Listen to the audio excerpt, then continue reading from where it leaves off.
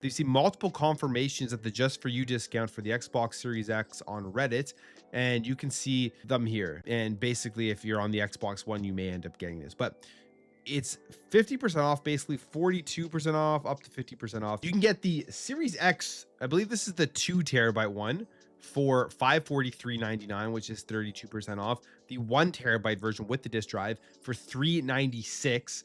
You can get the digital for 347, all the way up to, I believe, a refurbished white Xbox Series X 1 terabyte digital edition for $300, which is the price that I would say they should be at basically right now if you were to walk into a store. The Xbox Series X, they're on the shelves in a store.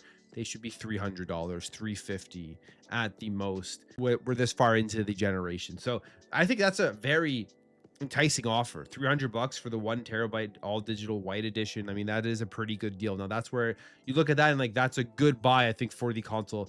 Even myself, I would even consider at that price getting a second one to put where my Xbox Series S is, and then just replace the Series S with the Series X at $300. So it would be very cool right now if like the Series S was $100 or 200, 199 or something max. Then you had the Series X, a brand new one, maybe at like 350. You would see those selling significantly better. I mean, that's where we used to be in the console generations, where this far into the generation, as we were praying for the next gen, you would either have these really good bundles where the console would come with a bunch of games and it would still be cheaper, or you just have the console for extremely cheap and far less than it was when they did launch. So we haven't seen that at all this generation. We've actually seen the opposite of the prices going up, but this is the first we're seeing of it. But it's specific for people, I believe, on the Xbox One. They are trying to phase the Xbox One out. They don't really support it as much anymore. They don't want people playing on it going forward into Project Helix. And these are ways that they're going to try to get people to finally upgrade to this generation. We'll see how it works, but it also points towards them trying to push the sales of the console more, trying to get more Series X's sold into the hands of consumers and transfer over their current base, at least all the way up until the Series X. So we'll see if this makes a splash in any way in their console sales. And of course, these are directly through Microsoft that they are selling them.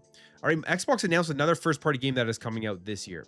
And this is just adding to the overall lineup of stuff that they are releasing. Like, they released tons of games.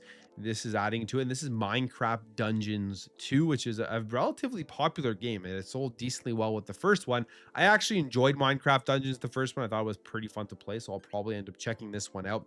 But they did announce this here for the PC, Series X and S, PS5, Switch, and Switch 2. And they say this is an all-new action RPG adventure where you'll take on high-stakes encounters, thrilling challenges, and explore never-before-seen locations in the Minecraft universe. This order is brewing, and the world stands before a threat unlike any other.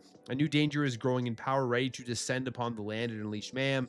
Will you and your allies prevail against the forces of evil and save the day once again? So they did announce this coming here in 2026. It was a part of Minecraft Live 2026, and I don't believe they gave a release date, but if you go here to the end of the trailer, it does just say wish list now that it is coming here. It is coming here this year. So you can go out there, wish list it or whatever you want to do, but it is going to be another game here coming out in 2026 from Xbox's first party experiences. So I wonder when they're going to slot this one in there, because I don't know if they look at it the same as like the Gears and the Halos and the Fables as their big Xbox first party releases for the anniversary. Of course, this is coming from Mojang, but the thing is, it is still a first party Xbox game. It will pull some people into playing it. I wonder where they're going to slot it in between all of these games. Or the first half of this year is relatively late from their releases, with you have Forza Horizon coming out in May, which is going to be one of the biggest games of the entire year.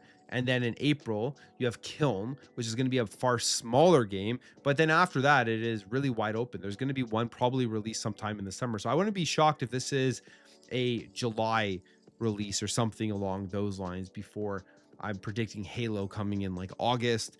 And then you're going to have Gears and Fable to end out the year. So another one, it's on Game Pass. You're gonna be able to jump in day one on Game Pass, and I enjoyed the first one, like I said, so I'll probably end up jumping into this one at some point. All right, Asha Sharma, how is she doing as a CEO, or how do people think she is going to do? One of the most influential CEOs in gaming is Strauss Zelnick, of course, behind Take-Two and upcoming GTA 6. Well, he has this to say, what he thinks is going to happen. This was in an interview with the Game Business, saying, I'm going to bet on her continuing to do great. I can't imagine she wouldn't be examining the underlying dynamics of the business and then, lean into them. What drives success in our business is making the best entertainment. So it's a basic point. It doesn't really say much here, but the reality is it is about making the best games possible. If Xbox makes great games, they are going to do fine. Are they going to sell consoles and outsell PlayStation, Nintendo?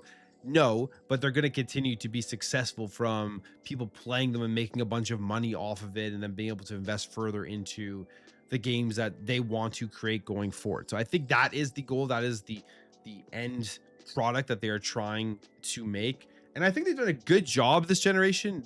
There have been misses, but their games have overall been pretty decent. If they can even just take a next step up for some of them, then it'll be huge. You'll have always the argument, though, that doesn't matter if they make the best game.